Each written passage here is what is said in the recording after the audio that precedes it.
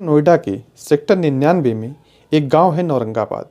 इस गांव में छलेरा गांव के जिन लोगों की ज़मीन नोएडा अथॉरिटी ने अधिग्रहित की थी, उन्हें इसके बदले में मुआवजे के साथ अलग अलग साइज़ के प्लॉट भी नियम के अनुसार यहां आवंटित किए गए थे।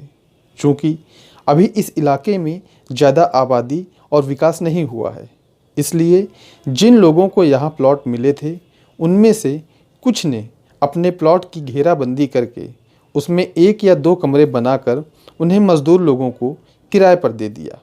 सेक्टर 94 के इस इलाके में अभी सिर्फ मजदूर पेशा लोगों के ही 15-20 परिवार किराए पर रहते हैं। इस इलाके में बिजली पानी तो है, लेकिन घनी आबादी नहीं होने के कारण शाम होते ही यहाँ सन्नाटा पसर जाता है। इसी इलाके में चलेरा गांव के रहने वाले चरण सिंह का भी प्लॉट था, जिसमें उन्होंने बाउंड्री करवाकर उसमें 1 कमरा, शौचालय, स्नानागार और रसोई बनाकर उसे किराए पर दिया हुआ था। पिछले 1.5 साल से इस कमरे में मूल रूप से अलीगढ़ का रहने वाला संदीप यादव अपनी पत्नी सोनी यादव के साथ किराए पर रहता था। संदीप की 1.5 साल पहले ही कासगंज की रहने वाली सोनी से शादी हुई थी। दोनों की शादी कोरोना के बीच लॉकडाउन के दौरान हुई थी। संदीप पहले सेक्टर 94 में ही हिडन बैराज के पास किराए के किसी दूसरे कमरे में अपने एक दोस्त के साथ रहता था, लेकिन शादी के बाद गृहस्थी होने के कारण उसने चरण सिंह का मकान किराए पर ले लिया। संदीप शादी से पहले तो नोएडा में एक बड़े ढाबे में काम करता था, लेकिन लॉकडाउन के बाद जब नौकरी चली गई और शादी हो गई, तो पेट पालने और जीवन चलाने के लिए उसने महामाया फ्लाईओवर के नीचे साइकिल पर ही आलू की सब्जी और खस्ता कचौड़ी बेचने का काम शुरू कर दिया। संयोग से काम भी ठीक ठाक चलने लगा और संदीप नौकरी से ज़्यादा अपने काम से पैसा कमाने लगा। कुल मिलाकर घर गृहस्थी मज़े से चलने लगी।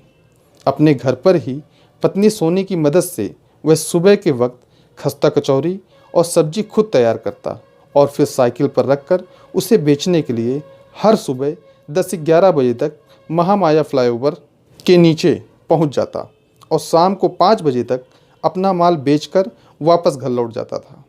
20 जनवरी को भी संदीप यादव हर रोज़ की तरह सुबह करीब 10:30 बजे साइकिल पर कचौरी और सब्जी लेकर घर से निकलता है और शाम को करीब 7 बजे घर लौटा।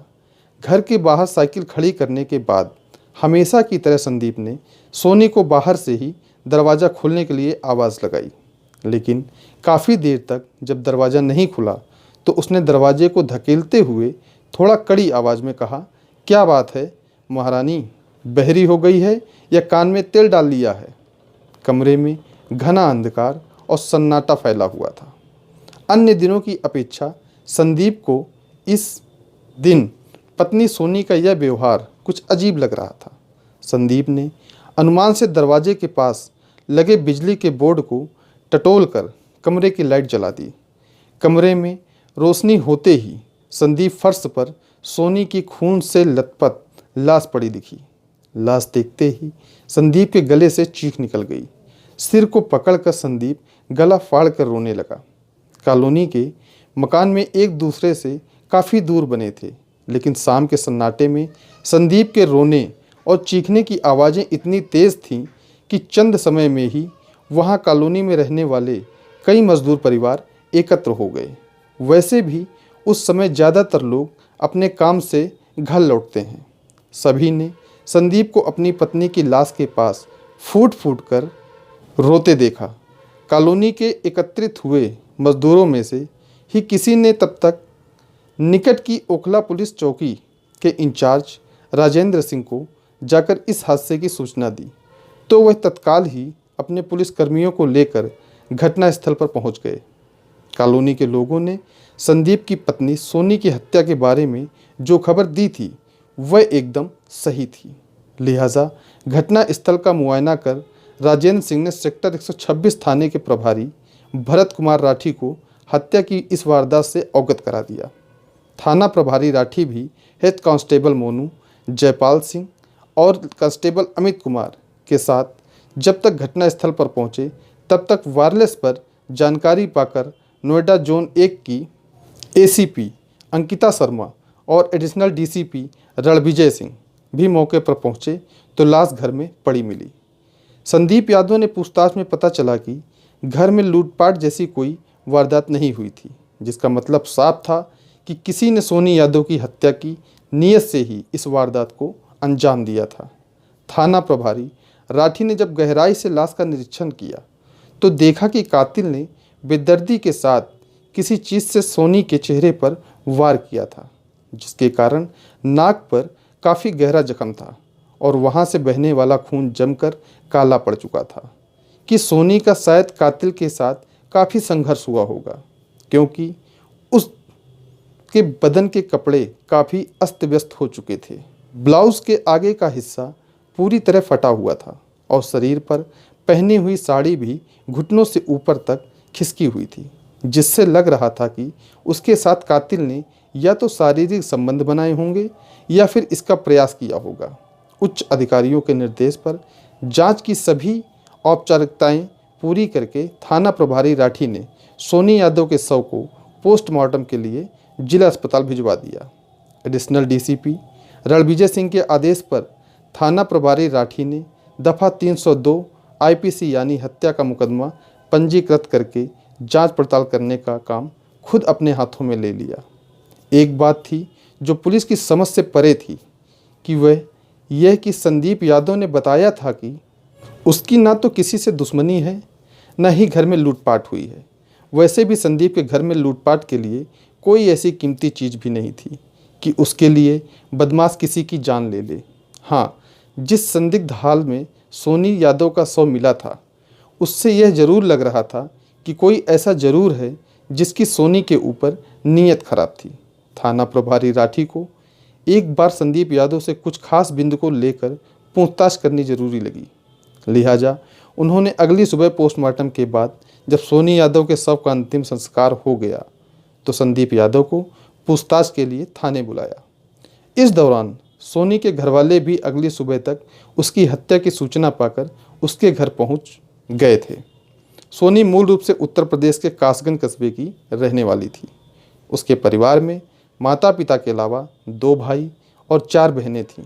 2 भाई शैलेश यादव व अखिलेश यादव से बड़ी एक बहन थी, जबकि 3 बहनें छोटी थीं। परिवार की दोनों सबसे छोटी लड़कियों को छोड़कर सभी की शादी हो चुकी थी। सोनी यादव की शादी 2020 के मध्य में कोरोना लॉकडाउन के दौरान करीब 1.5 साल पहले हुई थी। जब पुलिस ने सोनी के भाई अखिलेश यादव से उसकी बहन के बारे में पूछा तो उसने अपने बहनोई संदीप पर कोई शक नहीं जताया, लेकिन उसकी यह शिकायत थी कि जब संदीप के पास रहने की कोई सुरक्षित ठिकाना नहीं था तो उन्हें सोनी को ऐसे स्थान पर लाकर रखना ही नहीं चाहिए था। उसने अपनी बहन सोनी से कहा भी था कि जब तक संदीप रहने के लिए कोई दूसरी जगह नहीं ले लेता वह वापस नहीं जाए, लेकिन सोनी ने उसकी एक न मानी, जिसका खामियाजा उसकी जान के रूप में चुकाना पड़ा।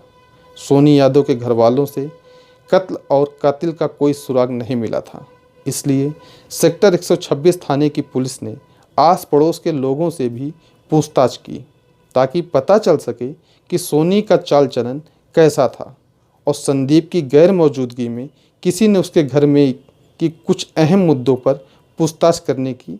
संदीप को पुलिस ने बताया कि उसकी पत्नी के शायद अपने ही गांव के अजय नाम के लड़के से शादी से पहले ही संबंध थे।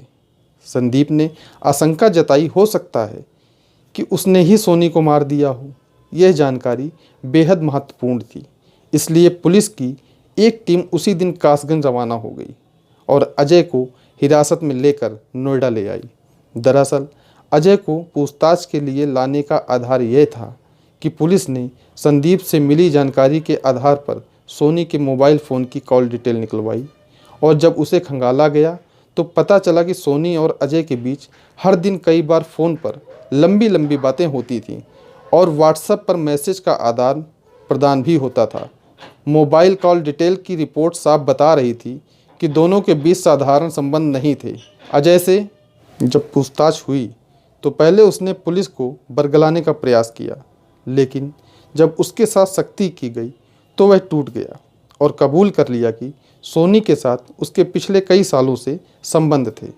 सोनी की जब से शादी हुई थी, इसके बाद भी जब वह अपने गांव आती थी तो दोनों मौका मिलने पर एकांत में मिलकर अपनी पुरानी मोहब्बत की यादों को ताज़ा करते थे। थाना प्रभारी राठी ने जब अजय का मोबाइल फ़ोन चेक कराया तो उन्हें उसमें सोनी तथा अजय के कुछ ऐसी अवस्था के फ़ोटो मिले जो दोनों के बीच के नाजायज़ रिश्ते को साबित करते थे।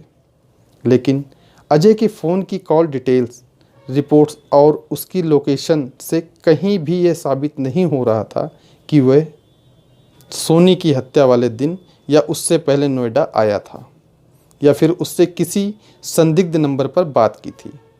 इंस्पेक्टर राठी एक बात तो अच्छी तरह से समझ गए कि अजय और सोनी के बीच संबंध होने के बावजूद अजय के पास सोनी की हत्या का कोई मोटिव नहीं था। लेकिन संदीप यादव, जिसको यह बात पता थी कि उसकी बीवी के अजय से संबंध हैं, तो उसके पास तो सोनी की हत्या करने का पुख्ता आधार था। एक सीधे से दिखने वाले अनपढ़ ने पुलिस को कैसे अपने जाल में फंसाकर गुमराह कर दिया।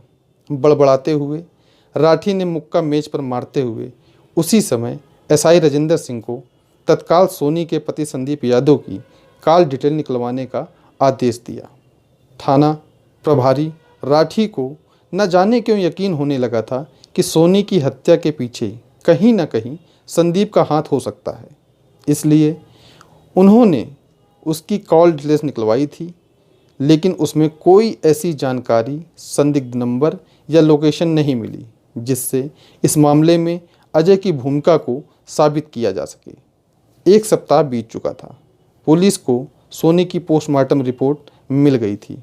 जिस बात का शक था वही हुआ। सोनी यादव की मौत सिर में चोट लगने से हुई थी। इतना ही नहीं, उसकी मौत के बाद उसके साथ शारीरिक संबंध भी बनाया गया था।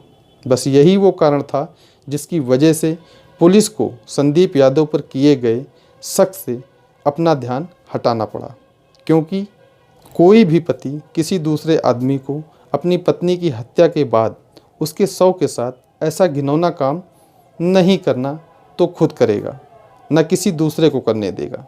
संदीप यादव को संदेह से बाहर करने का दूसरा कारण यह भी था कि एक तो उसकी कॉल डिटेल्स में कोई संदिग्ध बात नहीं मिली, दूसरे महामाया फ्लाईओवर के नीचे रेहड़ी पट्टी लगाने वाले कई लोगों से पूछताछ के बाद इस बात की पुष्टि भी हो गई थी कि संदीप यादव उस शाम को हमेशा की तरह 6 बजे अपना काम खत्म करके साइकिल लेकर वहां से गया था। इसके बाद संदीप पर शक करने की कोई वजह पुलिस के पास नहीं थी। राठी ने एक बार फिर से घटना स्थल के आसपास रहने वाले लोगों से पूछताछ करने का फैसला किया। इसी कड़ी में पुलिस इलाके के हर घर में जाकर पूछताछ कर रही थी, लेकिन पुलिस ने तब पहली बार नोटिस किया कि एक प्लॉट पर बना कमरा ऐसा था जो घटना वाली रात को पूछताछ करते समय हुए भी पुलिस को बंद मिला, और उस कमरे में रहता था रामवीर साहू। रामवीर साहू पहले तो गुड़ बेचने का काम करता था, लेकिन 3 से 4 महीनों से वह ऑटो रिक्शा चलाने का काम कर रहा था। लोगों ने बताया कि जिस दिन सोनी की हत्या हुई उस दिन सुबह के वक्त तो वह अपने घर में दिखा था, लेकिन इसके बाद से वह किसी को दिखाई नहीं दिया। यह जानकारी रामवीर साहू को संदेह के दायरे में लाने के लिए काफ़ी थी। पुलिस ने जब संदीप यादव से रामवीर साहू के बारे में पूछा तो उसने बताया कि कॉलोनी में रहने के कारण उसकी साहू से जान पहचान तो है, लेकिन वह उसके बारे में बहुत अधिक नहीं जानता। संदीप ने बताया कि कभी कभी रामवीर साहू महामाया मेट्रो स्टेशन के नीचे, जहां वह कचौरी बेचता है, सवारी लेने के लिए आकर खड़ा हो जाता था। संदीप ने बताया कि इसी कारण अक्सर उसकी रामवीर साहू से बातचीत हो जाती थी। संदीप यादव और कॉलोनी के दूसरे लोगों से रामवीर साहू के बारे में जो सबसे महत्वपूर्ण जानकारी मिली वह यह थी कि वह अक्सर शराब के नशे में रहता था।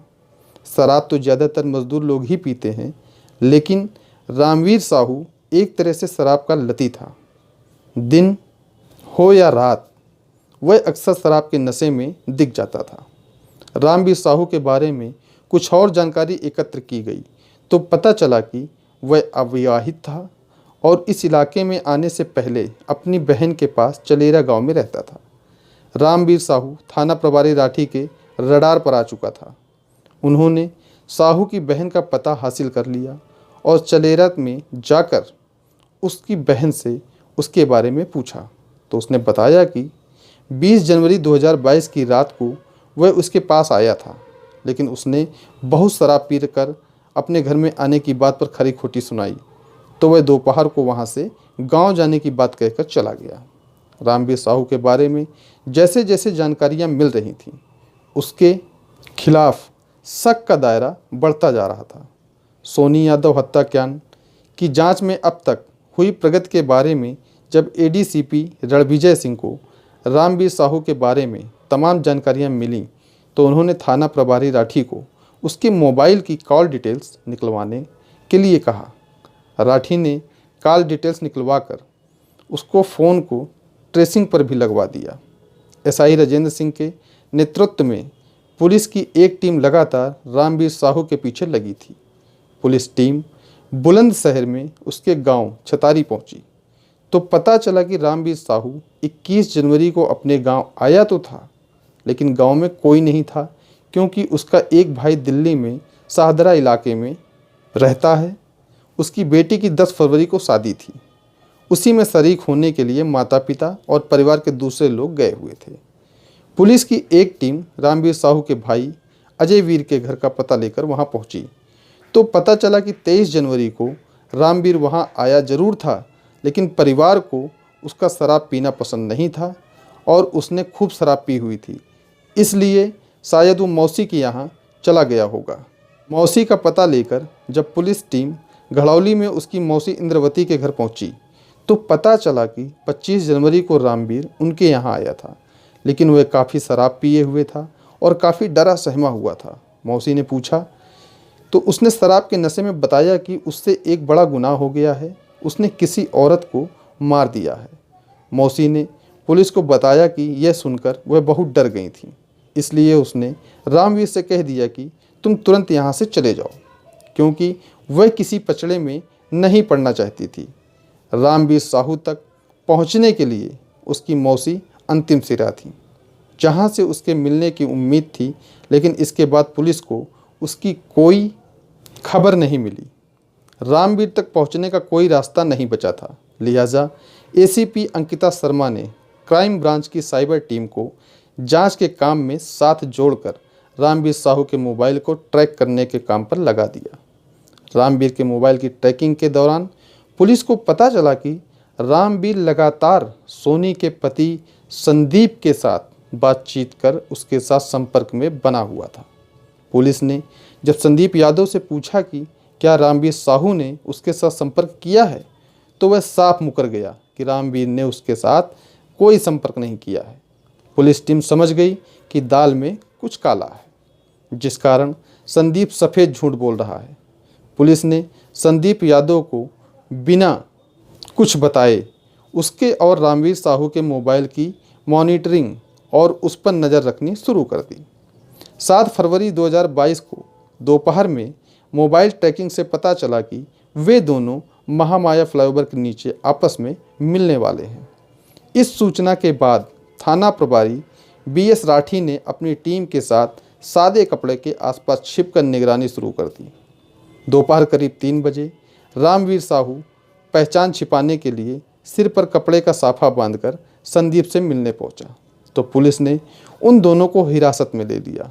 पुलिस की टीम दोनों को लेकर थाने पहुंची और उनसे पूछताछ हुई तो मामूली पूछताछ के बाद ही सोनी यादव की हत्या का खुलासा हो गया।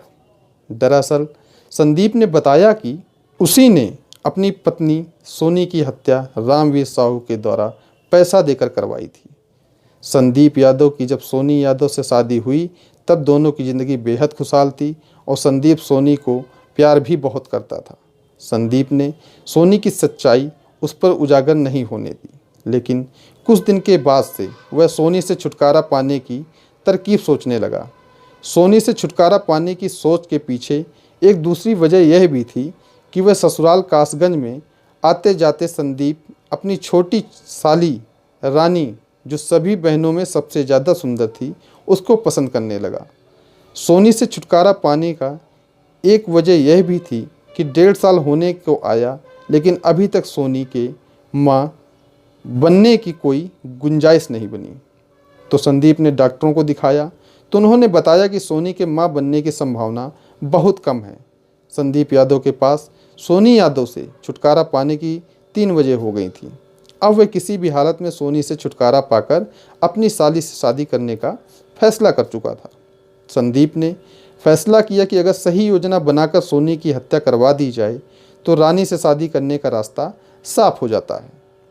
इस काम को कैसे अंजाम दिया जाए, यह बात सोच ही रहा था कि 19 जनवरी को अचानक उसकी कॉलोनी में रहने वाला रामवीर साहू, जो उसका दोस्त भी बन चुका था, शाम को हमेशा की तरह दारू पीने के बाद उसके पास कचौड़ी खाने आया। काम खत्म करने की तैयारी कर रहे संदीप यादव से अचानक रामवीर साहू ने अपनी आर्थिक तंगी का रोना रोते हुए कहा कि जिंदगी में पैसा बहुत बड़ी चीज़ है, इसको हासिल करने के लिए किसी का खून भी करना पड़े तो कर देना चाहिए। रामवीर साहू के मन से यह बात सुनते ही संदीप यादव के दिमाग की बत्ती जलने लगी। उसे लगा कि अगर बात बढ़ाई जाए तो रामवीर उसका काम कर सकता है। तो वो बोला, तो भाई कर दे तू भी खून, कमा ले पैसा। संदीप ने अपनी तरफ से रामवीर को परखने के लिए पत्ता फेंका। रामवीर साहू बोला, अरे भाई ऐसे ही किसी का खून कैसे कर दूं? कोई काम बताए, माल दे, तभी तो ये करूं काम। अगर मैं कोई काम बताऊं तो करेगा? वो छोड़, तुझे तेरे काम का पैसा मिलेगा, पहले ये बता काम करेगा? संदीप यादव ने पूछा। रामवीर ने उत्साहित होते हुए कहा, हाँ भाई, माल देगा तो काम क्यों नहीं करूँगा। तो ठीक है, मेरी बीवी को मार दे, उसका किसी से चक्कर चल रहा है, दूसरा वह माँ नहीं बन सकती, और तीसरा मुझे उसकी छोटी बहन बहुत पसंद है। इसका काम तमाम हो जाए तो मैं उससे शादी कर लूँगा। संदीप यादव ने इस दिन अपने मन की बात रामवीर साहू को बताई तो उसने कहा कि अभी शराब बहुत पी ली है, वह काम करेगा या नहीं इस बारे में सोचकर कल बताएगा। मामला बनता देख संदीप यादव ने चलते समय रामवीर को 3,000 रुपये दे दिए। रामवीर साहू फिर से शराब के ठेके पर गया और फिर शराब पी और रात को घर चला गया। रामवीर साहू ने सुबह शराब का नशा उतर जाने पर संदीप यादव की कई बातों पर विचार किया तो काफ़ी सोच विचार कर दोपहर के 1 बजे फिर से महामाया फ्लाईओवर के नीचे संदीप के ठिकाने पर पहुंच गया।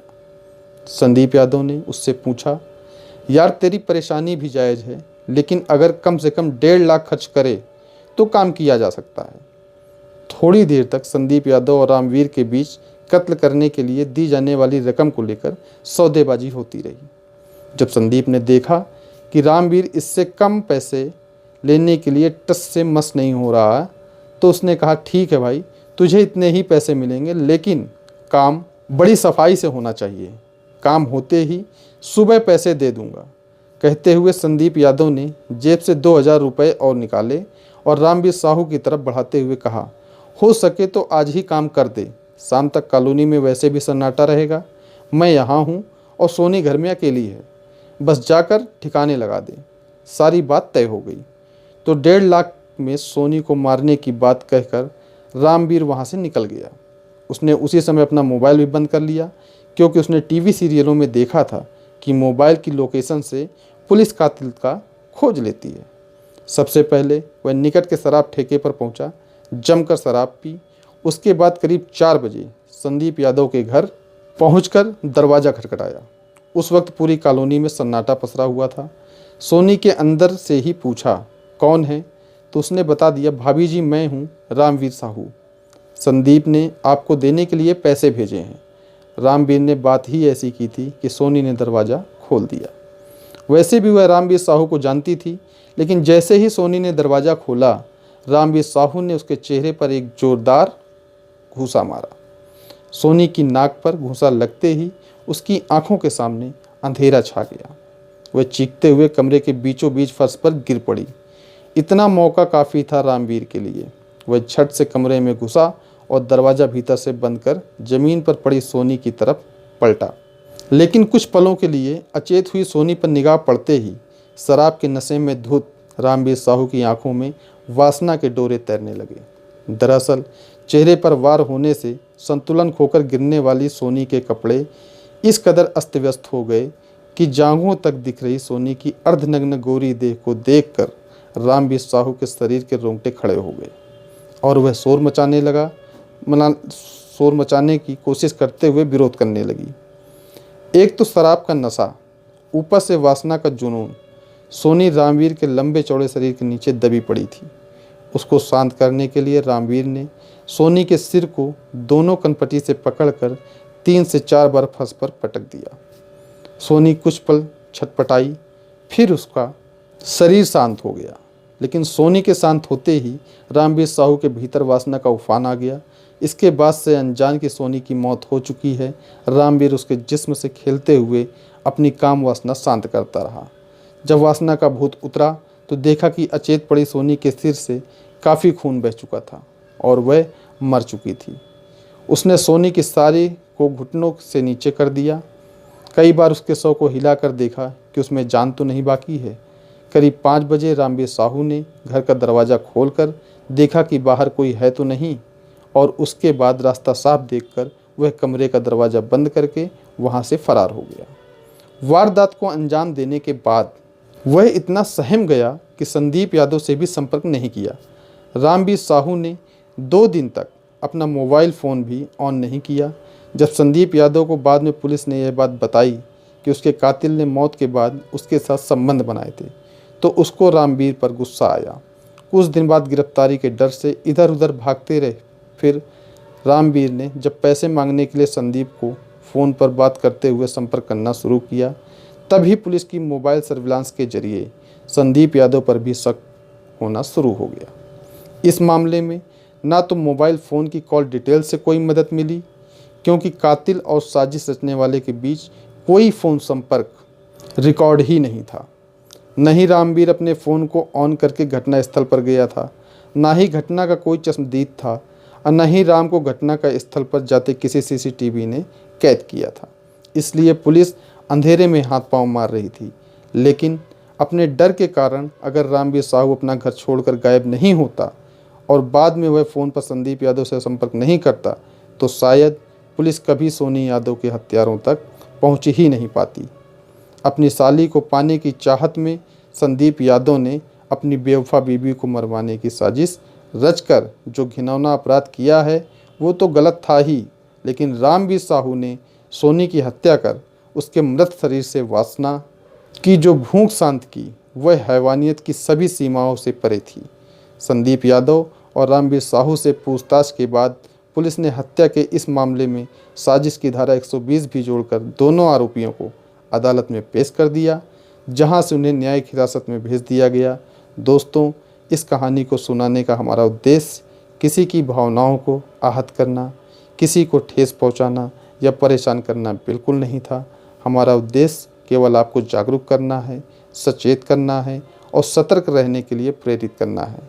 दोस्तों, आप जहां रहें सतर्क रहें, स्वस्थ रहें। आपका इस वीडियो में इतना समय देने के लिए धन्यवाद।